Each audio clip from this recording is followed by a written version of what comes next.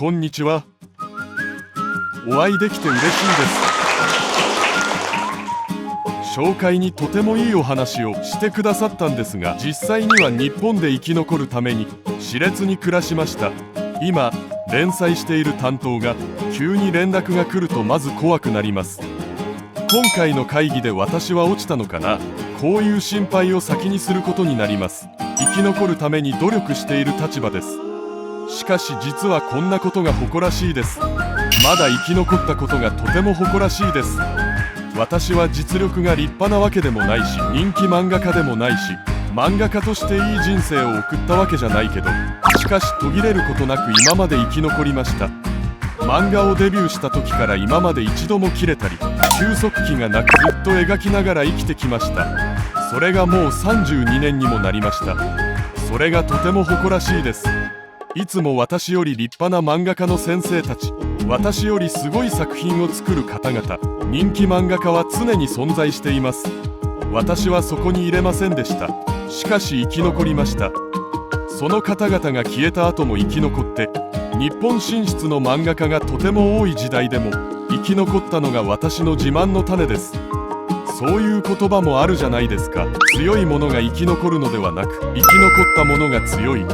私が90年代から韓国の漫画界にいて、私より偉大な立派なたくさんの漫画家に会ってみました。私は少女漫画家としてデビューしました。90年代のデビュー当時の韓国の少女漫画は花のようなところだと思います。とても美しくてとても素敵でした。その時若い女性漫画家の方々とカフェに行って革ジャケットを着てタバコを吸う女性漫画家たちが、漫画ってこういうものだよ、こんな話をしていたら、あ、かっこいい、そうしてたんですが、でもその方たちが今消えました。私よりずっと立派な漫画家たちです。いっそのこと生き残っていたら、もう私が勝ったのかなと考えるかもしれないけど、でもその方たちは消えました。私が仰いでいた時に消えてしまって、これ以上この方々に勝つ方法はありません。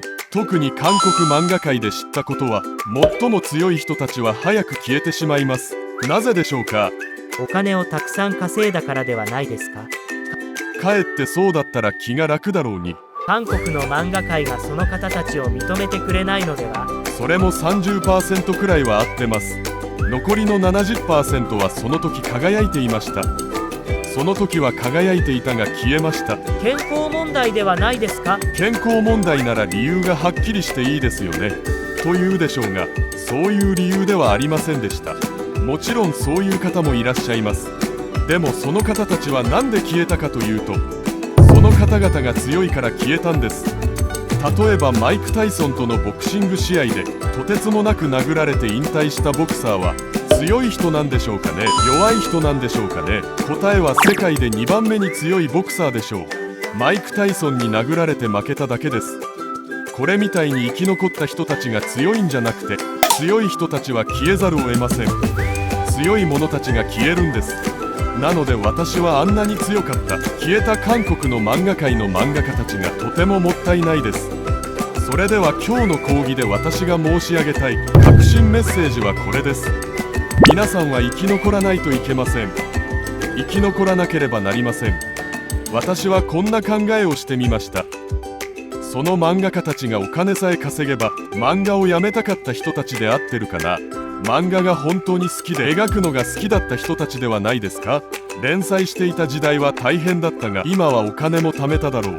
このお金でもう引退して幸せに暮らしてみるとおっしゃったかもしれませんが、時間が経てばずっと漫画を描きたくなるのではないでしょうか。だからずっと描くのがいいんです。私がもう休みたいと思っても、私の一生を振り返ってみた時、この気持ちは勘違いかもしれない。私はこう思いました。そして生き残らなければならないと思いました。生き残ればいいんです。その次に成功は絶対に少数だけが可能です。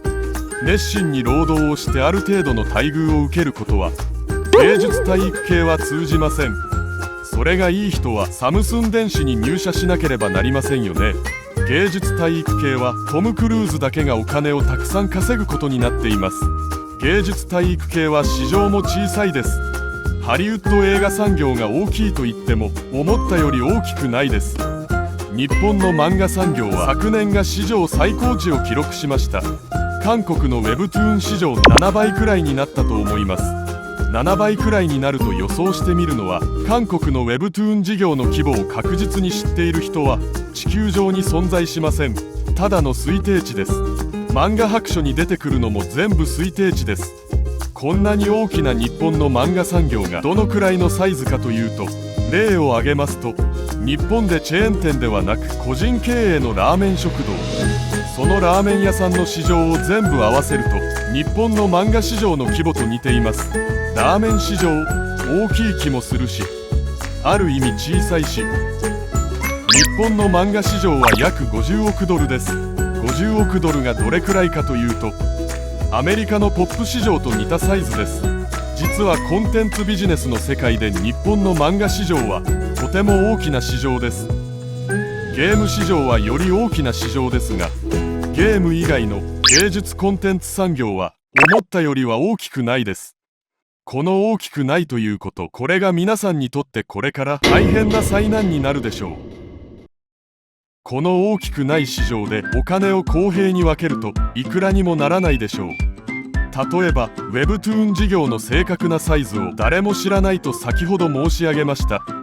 漫画白書の資料を見ると、韓国の漫画市場のサイズは Webtoon が1兆6000億ウォンくらいになると思います。この分析は二次著作権と海外版権の収益を全て合わせたものです。正確なものではなく推定値です。もともと漫画産業は漫画を購入するために消費者が支払ったお金だけを計算します。そう計算するなら、去年韓国の Webtoon 産業は1兆ウォンくらいになるようです。去年韓国に1万8000本の作品があったそうです。こうやって塾に受講生も多くて、塾がこんなにあるということは、漫画界または Webtoon 業界に働き口が多いということです。雇用が大学の需要を生み出し、大学の需要が塾の需要を作り、そうやって1万8000作品があって、この中で途切れることなく連載される作品が4000作品、現れては消える作品が1万4000作品ということです。少なくとも1万8000人が去年連載をしてみたんです。昨年1兆ウォンから印税が 50% とした時、1万8000人で割ると1人当たり2600万ウォン出ます。去年に週刊連載するみんなに印税 50% を適用してみんな公平にやるとしたら1人当たり2600万ウォンしかなりません。ということは公平に分けるとトム・クルーズが誕生することはできません。しかし私たちは冒険に憧れるじゃないですか。この世界を皆さんが好きなのはトム・クルーズになりたいからではないですか。ほとんどの人は冒険しない方を選ぶけど、しかし皆さんや私のような芸術体育系の人たちは人生で冒険を選びます。ちなみに日本の漫画界は印税が 10% です。日本は連載する漫画家が韓国より少ないです。今はデジタル漫画がたくさん増えて、プラットフォームがすごく多様にあります。漫画家が以前よりもっと多いようですが、大まかに雑誌を基準にして連載漫画家が4000人ほどになります。4000人を 10% 印税で計算すると8000万ウォンくらいになります。韓国よりは多いですよね。それでもおかしくないですか。日本の漫画界のそんなに大きな市場に4000人くらいしか維持できないんですが、もちろん1人当たりの平均収入はもっと少ないけど、1万8000人の連載作品を1年間維持したんですよ。1万8000人中1万人でもヒットすればいいのに、みんな頑張っているのに、そうなればいいですよね。でもそうはいきません。そうなるお金がありません。興行と人気は少数だけが得ることになっています。その少数は大金を稼ぐこともできます。でも確率的に難しいですよね。確率がとても低いですが、確率を高める方法があります。ずっと働いてるんです。働き続けることは可能です。なぜ成功した韓国の漫画家たちが事業をしたり投資をしたりして失敗するでしょうか。漫画家は投資やビジネスの専門家ではありません。じゃあたくさん稼いで静かに暮らせばいいんだけど、なぜたくさん事業もして投資をするのでしょうか。止まったお金は不安だからです。少年ジャンプの編集者や少年読者は数人のヒット作家だけを見ます。その漫画家たちは一瞬の収益でも莫大な金額であることは事実です。大金を稼ぐことができるが、ほとんどの少年ジャンプ漫画家がそうなりますか？ほとんどの所属漫画家は実際には貧しいです。思ったより多くのお金を稼ぐことはできません。だからほとんどの漫画編集者たちがほとんどの漫画家よりも稼ぎます。しかしこれを嫉妬だけして終わらせるんですか？働き続けることができるなら、長く生き延びることができるとしたら、成功確率は上がります。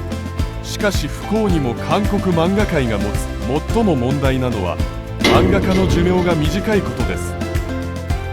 1998年から2014年以前に、その時韓国の漫画家たちが日本進出をたくさんしましたが、ほとんどが勘違いをしました。日本で活動すればお金をたくさん稼げそうだ、こういう勘違いをしました。お金をたくさん稼ぐ機会ももちろんあったでしょう。しかし大部分、当時韓国よりもっと儲かるのは事実だが、費用がたくさんかかるのです。クオリティもすごく高く、持っていかないといけなかったし、だからそれも全部費用じゃないですか。私が日本進出を手伝った先生が一人いますが、その方が自分の家を売って日本進出に挑戦しました。日本で連載をしたのにお金がだんだんマイナスだったそうです。なぜかというと、ずっとお話しする少数に入らなければ稼げません。ほとんどの人はどこに行っても金を稼げません。ハリウッドの全ての俳優がトム・クルーズのように暮らしていますか？ほとんどは食堂で働きながら貧しく俳優生活をしています。今は有名な俳優の中で、無名時代はステーキハウスで働きながら、お客さんが残したステーキを食べながら生計を立てていたという方もいます。そんなことがほとんどのハリウッド俳優の人生です。また日本進出を手伝ってあげた先生に戻ったら、日本で大金を稼げると思ってきたんですが、ダメだということを悟って諦めたのです。しかし日本漫画の最高の長所は別に存在しました。その長所をその時その方たちが気づかなかったんです。日本漫画の最高の長所は、ある時点に突入すれば長く働けます。私が日本でデビューした時点で、雑誌ごとに60代の漫画家が現れ始めました。今では70代の漫画家もかなりいます。しかも去年は80代で新人漫画家賞を受賞してデビューした先生がいらっしゃいます。日本は漫画家の寿命が長いです。これが日本の漫画の長所なんだけど、それを享受することができずに見なさってしまったのです。ところで韓国の漫画界は未だに漫画家の寿命が短いです。なぜ短いのでしょうか。いろんな理由があるんでしょうね。一応一つ考えてみることができるのは、